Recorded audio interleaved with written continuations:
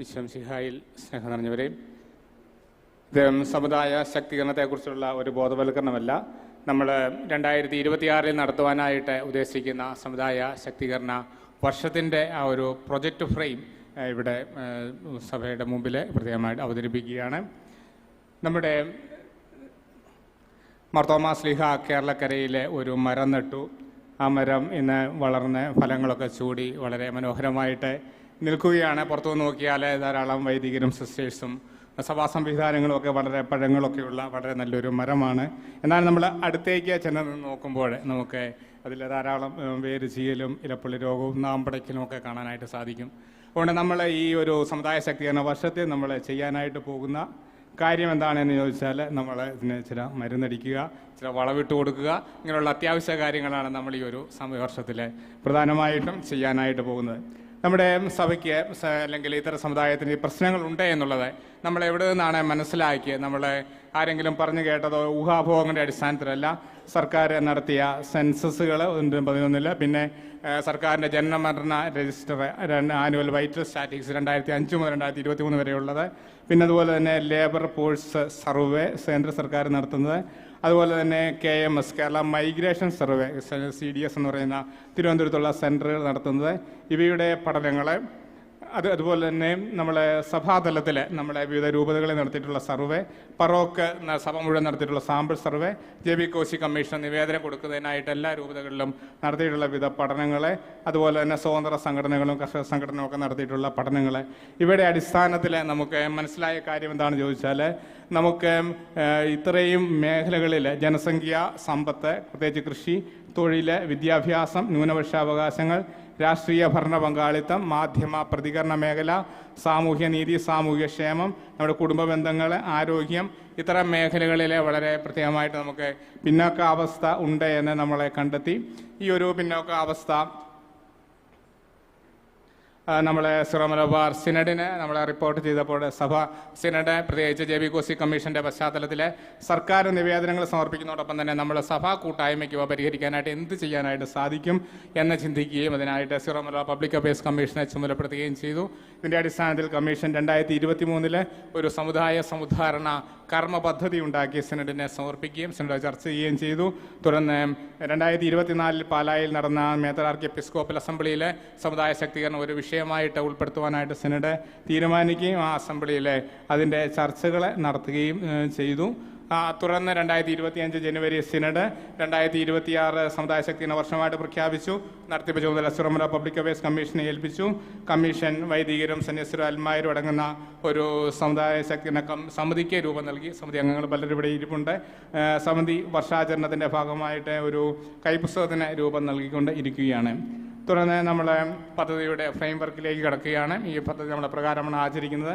നമ്മൾ വ്യക്തമായ ആസൂത്രണവും മേൽനോട്ടവും ഉണ്ടെങ്കിൽ മാത്രമേ നമുക്ക് ഒരു പദ്ധതി വിജയിപ്പിക്കുവാനായിട്ട് സാധിക്കുകയുള്ളൂ. അതുപോലെ തന്നെ പദ്ധതിക്ക് എല്ലാ മേഖലകളുടെയും മെത്രാന്മാരും വൈദികരും സന്യസ്തരും സെമിനാരി വിദ്യാർത്ഥികളും അൽമാരും എല്ലാ വിഭാഗങ്ങളിലും ഉള്ള ഒരു സഹകരണം തീർച്ചയായിട്ടും ഈ പദ്ധതിക്ക് നമുക്ക് ആവശ്യമുണ്ട്.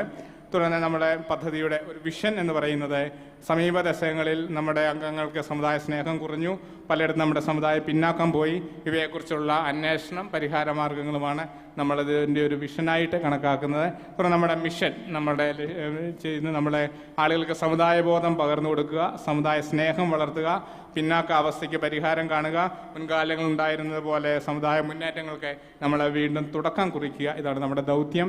നമ്മുടെ ലക്ഷ്യം എന്ന് പറയുന്നത് 2 ലക്ഷ്യങ്ങളാണ്. ഒന്നാമത്, ഇന്ത്യയുടെയും കേരളത്തിൻ്റെയും സങ്കീർണമായ രാഷ്ട്രീയ സാമൂഹ്യ സാഹചര്യങ്ങളെ അതിജീവിച്ചുകൊണ്ട് നിലനിൽക്കാൻ സാധിക്കുന്ന ഒരു സമുദായമായിട്ട് ഇതിനെ മാറ്റുക. 2, നമ്മളെ പ്രവാസി മിഷൻ പ്രദേശങ്ങളിൽ സൂക്ഷ്മ ന്യൂനപക്ഷമായ ഈ സമുദായത്തിൻ്റെ അതിജീവനവും നിലനിൽപ്പും അവിടെ സാധ്യമാക്കുക എന്നുള്ളതാണ് നമ്മൾ ഇതിൻ്റെ ലക്ഷ്യം. തുടർന്ന് നമ്മളിതിൻ്റെ ഒബ്ജക്റ്റീവ്സ്, സമുദായം എന്ന ആശയം പലരും തെറ്റിദ്ധാരണ ഉണ്ടാക്കുന്ന ഒരു ആശയത്തെക്കുറിച്ച് വ്യക്തത നൽകുക, സമുദായത്തിൻ്റെ ചരിത്രവും പാരമ്പര്യവും കൃത്യമായി പഠിപ്പിക്കുക, സമുദായ സ്നേഹം വളർത്താനുള്ള മാർഗങ്ങൾ നിർദ്ദേശിക്കുക, സമുദായം വെല്ലുവിളികൾ നേരിടുന്ന മുമ്പേ അവതരിപ്പിച്ച മേഖലകളെക്കുറിച്ച് ബോധവൽക്കരണം നടത്തുക, പ്രവാസി മിഷൻ പ്രദേശങ്ങളിലെ പ്രശ്നങ്ങളെ അഭിസംബോധന ചെയ്യുക, പ്രായോഗിക പരിഹാര മാർഗങ്ങളെ നിർദ്ദേശിച്ച് നടപ്പിലാക്കുക എന്നുള്ളവയാണ് നമ്മളിതിൻ്റെ ഉദ്ദേശ്യങ്ങളായിട്ട് നമ്മൾ കണക്കാക്കുന്നത്. തുടർന്ന് ഇതിൻ്റെ ഏകോപനം സിറോ മലബാർ പബ്ലിക് അഫയേഴ്സ് കമ്മീഷനാണ്.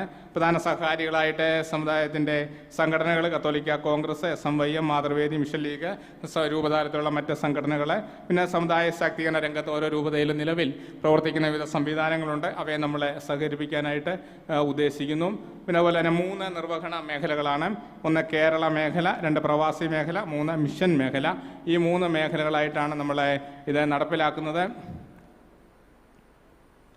പിന്നെ അതിൻ്റെ നിർവഹണ കാര്യക്രമം ഓരോ രൂപതയിലും ഒരു സംവിധാനം ഉണ്ടാകും. ഒരു വികാരി ജനറലിന് പ്രത്യേക ചുമതല, രൂപത കോർഡിനേറ്ററായിട്ട് ഒരു വൈദികനുണ്ടാകും. രൂപതയിലെ എല്ലാ സംഘടനകളെയും പ്രസ്ഥാനങ്ങളെയും ഒക്കെ ഉൾപ്പെടുത്തിയ ഒരു സമുദായ ശാക്തീകരണ കമ്മിറ്റി രൂപതാലത്തിൽ പ്രവർത്തിക്കും. ഇടവക തലത്തിൽ പ്രവർത്തനങ്ങൾക്കും ഇതുപോലെയുള്ള ഒരു കമ്മിറ്റിയുടെ നേതൃത്വം ഉണ്ടായിരിക്കും. പിന്നെ ഘട്ടങ്ങൾ, 3 ഘട്ടങ്ങൾ. അതിൻ്റെ പ്രാരംഭഘട്ടം നമ്മൾ 2025 ആരംഭിക്കുകയാണ്. സിനഡിന് ശേഷം നമ്മൾ ഈ കൈപ്പുസ്തകത്തിൻ്റെ അടിസ്ഥാനത്തിലുള്ള ചർച്ചകൾ, ബോധവൽക്കരണങ്ങൾ സഭയുടെ എല്ലാ തലങ്ങളിലും നടപ്പിലാക്കുന്ന, അല്ലെങ്കിൽ ഈ ബോധവൽക്കരണ പ്രക്രിയ ഡിസംബർ വരെയുള്ള മാസങ്ങളിലെ നടപ്പിലാക്കുക എന്നുള്ളതാണ് നമ്മളതിൻ്റെ പ്രാരംഭഘട്ടം. രണ്ടാമത്തേത് പ്രായോഗിക ഘട്ടം 2026 വർഷം മുഴുവനുമാണ്. 26 ജനുവരി 6 സിനഡോടുകൂടി ഇത് ആരംഭിക്കും. തുടർന്ന് ഈ ഘട്ടത്തിൽ നമ്മൾ പ്രായോഗിക നിർദ്ദേശങ്ങളെ നടപ്പിലാക്കി മുന്നോട്ട് കൊണ്ടുപോവുക എന്നുള്ളതാണ്. അനുബന്ധ ഘട്ടം തുടർ വർഷങ്ങളിൽ ഈ പ്രവർത്തനങ്ങൾ ശക്തമായിട്ട് മുന്നോട്ട് കൊണ്ടുപോവുക എന്നുള്ളതാണ് ഇതിൻ്റെ ഒരു അനുബന്ധ ഘട്ടമായിട്ട് നമുക്ക് മനസ്സിലാക്കാം. ഇതിൻ്റെ വ്യതിരിക്ത നമ്മൾ ധാരാളം വർഷാചരണങ്ങൾ പ്രഖ്യാപിക്കുന്നുണ്ട്. ഇതിനൊരു വ്യതിരിക്തമായിട്ട് നമ്മൾ നടപ്പിലാക്കാൻ ഉദ്ദേശിക്കുന്നത്, നമ്മൾ സാധാരണയായിട്ട് എല്ലാ വർഷാചരണങ്ങളും നമ്മൾ കാണുന്നതാണ്.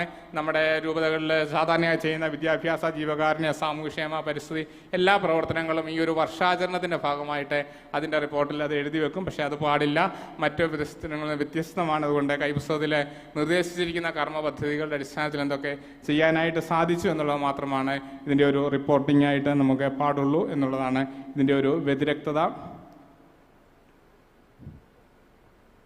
പിന്നെ റിപ്പോർട്ട്, 2 ഘട്ടങ്ങളുടെയും റിപ്പോർട്ട് 2027 ഫെബ്രുവരി 28 മുമ്പായിട്ട് 3 കോപ്പികൾ വീതം പബ്ലിക് അഫയേഴ്സ് കമ്മീഷൻ എല്ലാ രൂപതകളിലും സമർപ്പിക്കുന്നു. രൂപതകൾക്ക് ഇപ്രകാരം ഇടവകളുടെയും സംഘടനകളുടെയും ഒക്കെ റിപ്പോർട്ട് സ്വീകരിക്കാവുന്നതാണ്. പിന്നെ അതിന് ഏറ്റവും മികച്ച രീതിയിൽ സമുദായ ശാക്തീകരണം നടപ്പിലാക്കിയ രൂപതയ്ക്ക് മേഖലകൾ തിരിച്ച് നമ്മൾ 2027 ജൂലൈ 3 സഭാദിനത്തിൽ അവാർഡ് സമ്മാനിക്കുന്നു. ഇത് കമ്മീഷൻ പ്രപ്പോസ് ചെയ്യുന്നതാണ്. സിനഡിൻ്റെ അംഗീകാരത്തിനനുസരിച്ച് അതിൻ്റെ ഇത് അപ്രൂവൽ അനുസരിച്ച് ഇത് ചെയ്യുന്നതാണ്. പിന്നെ നമ്മൾക്ക് ഇതിൻ്റെ ഒരു കൈപ്പുസ്തകം ഇറക്കുന്നുണ്ട്.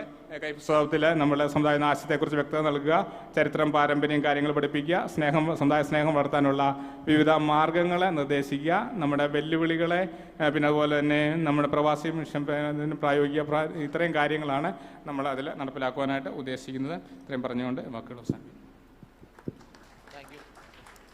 Thank you father.